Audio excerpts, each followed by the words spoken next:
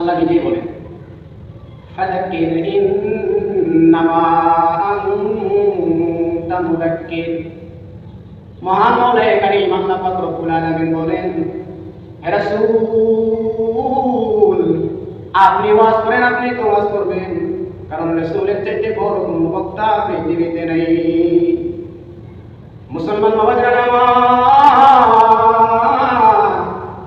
খুব ভালো করে বুঝেন, মনোযোগ দিয়ে শ্রবণ করার চেষ্টা করেন। আল্লাহ বলেন রাসূল আপনি ওয়াজ করেন, আপনি তো ওয়াজ করবেন। আর রাসূল ওয়াজ করেছেন, রাসূলের সেই ওয়াজ গ্রহণ করেছেন তার মেয়ে জামাতা হযরত আলী রাদিয়াল্লাহু তাআলা আনহু। নবী একদিন হযরত আলী রাদিয়াল্লাহু তাআলা আনহুকে বলেন, হে আলী আমি রাসূল তোমাকে কয়েকটা গুরুত্বপূর্ণ ওয়াজ করব, নসিহত করব, তুমি কি শুনবা? হযরত আলী রাদিয়াল্লাহু তাআলা আনহু বলেন, ইয়া রাসূলুল্লাহ আপনি বিশ্বনবী আমাকে ওয়াজ করবেন আর আমি শুনবো না, এমনটা হতেই পারে না।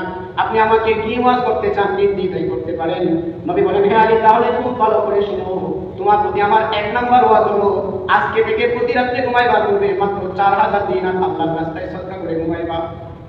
হযরত আলী রাদিয়াল্লাহু তাআলা আনহু একটা মুস্কি হাসি দিয়া বললেন, রাসূল আপনার ওয়াজ তো আমার বুঝে আসে নাই, কারণ আমার ঘরে একদিন চুলায় আগুন জ্বলে আরেকদিন চুলায় আগুনই জ্বলে না, আমি এক বেলা খাইলে আরেক বেলা খাইতে পারি না। অতএব রাসূল বলেন আমি কিভাবে প্রতি রাতে ঘুমাইবার পূর্বে 4000 দিনার আল্লাহ তাআলার রাস্তায় সদকা করে ঘুমাইবো। নবী বলেন, হে আলী তাহলে খুব ভালো করে শোনো, আজকে থেকে তুমি প্রতি রাতে ঘুমাইবার পূর্বে মাত্র 4 বার সূরা আল ফাতিহা করে ঘুমাইবা। যদি এমনটা করে ঘুমাইতে পারো তাহলে 4000 দিনার আল্লাহ তাআলার রাস্তায় সদকা করে ঘুমাইলে যেরকম সওয়াব হয় সমপরিমাণ সওয়াব আল্লাহ দান করে দিবে। হে আলী তোমার প্রতি আমার 2 নম্বর ওয়াজ হলো আজকে থেকে প্রতি রাতে তুমি ঘুমাইবার পূর্বে 30 পারা কোরআনুল কারীম কমপ্লিট খতম করে ঘুমাইবা। হযরত আলী রাদিয়াল্লাহু তাআলা আনহু বলেন, পয়গম্বর আমি যদি এশারের নামাজের পর থেকে কোরআনুল কারীমের তিলাওয়াত শুরু করে দেই, ফজরের আযান দিবে আমার কোরআনুল কারীমের তিলাওয়াতের খতম হতে পারে নাও হতে পারে, আমি কোন সময় কোরআনুল কারীম খতম করব আর কোন সময় ঘুমাবো। নবী বলেন, হে আলী তাহলে খুব ভালো করে শুনো, আজকে থেকে তুমি প্রতি রাতে ঘুমাইবার পূর্বে মাত্র 3 বার সূরা ইখলাস করে ঘুমাইবা। যদি এমনটা করে ঘুমাইতে পারো তাহলে 30 পারা কোরআনুল কারীম খতম করে ঘুমাইলে যেরকম সওয়াব হয় সমপরিমাণ সওয়াব আল্লাহ দান করে দিবে। হে আলী তোমার প্রতি আমার 3 নাম্বার ওয়াজ হলো আজকে থেকে তুমি প্রতি রাতে ঘুমাইবার পূর্বে একটা জগরানি মাংস করে ঘুমাইবা। হযরত আলী রাদিয়াল্লাহু তাআলা আনহু বলেন, হাবিব অরওয়ালের মানুষ কি প্রতিদিন ঝগড়া করে, আমি কোথায় পাবো, কিভাবে মীমাংসা করব? নবী বলেন, হে আলী তাহলে খুব ভালো করে শুনো, আজকে থেকে তুমি প্রতি রাতে ঘুমাইবার পূর্বে মাত্র 10 বার ইস্তেগফার করে ঘুমাইবা। যদি এমনটা করে ঘুমাইতে পারো তাহলে একটা ঝগড়া মীমাংসা করে ঘুমাইলে যেরকম সওয়াব হয় সমপরিমাণ সওয়াব আল্লাহ দান করে দিবে।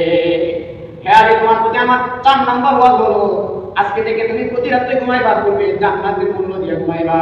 হযরত আলী রাদিয়াল্লাহু তাআলা আনহু একটা মুস্কি হাসি দিয়া বললেন, হাবিব আমার আমি জান্নাতের মূল্য দিয়ে ঘুমাইবো দূরের কথা, জান্নাতের একটা ইটের মূল্য দেওয়ার ক্ষমতা পৃথিবীর কারো আসেনি, আমি কিভাবে জান্নাতের মূল্য দিয়ে ঘুমাইবো?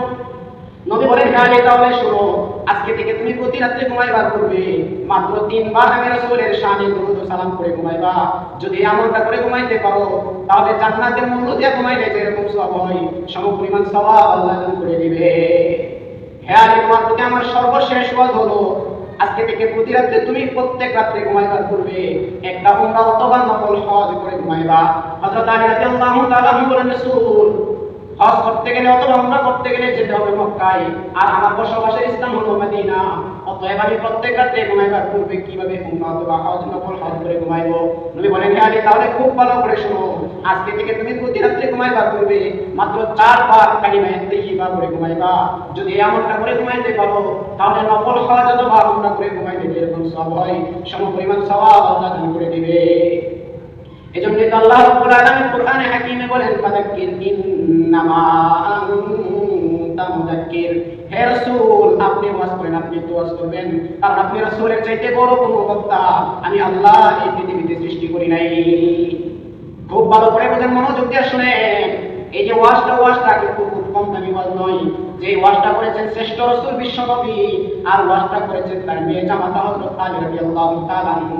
নবী যে ওয়াজটা হযরত আলী রাদিয়াল্লাহু তাআলা আনহুকে করে পুরো পৃথিবীর মানুষকে একটা মেসেজ দিতে চাই, উম্মতেরা শুনো, তোমরা যদি আজকে থেকে এই ওয়াজটা শোনার পর তোমরা তোমাদের জিন্দেগিতে আমল করা শুরু করে দিতে পারো, তাইলে তোমরা দুনিয়ার প্রতিটি গাতে গাতে হবে সম্মানী, আর মৃত্যুর পরে পরকালেও তোমরা হাসতে হাসতে আল্লাহ তুই জান্নাতি।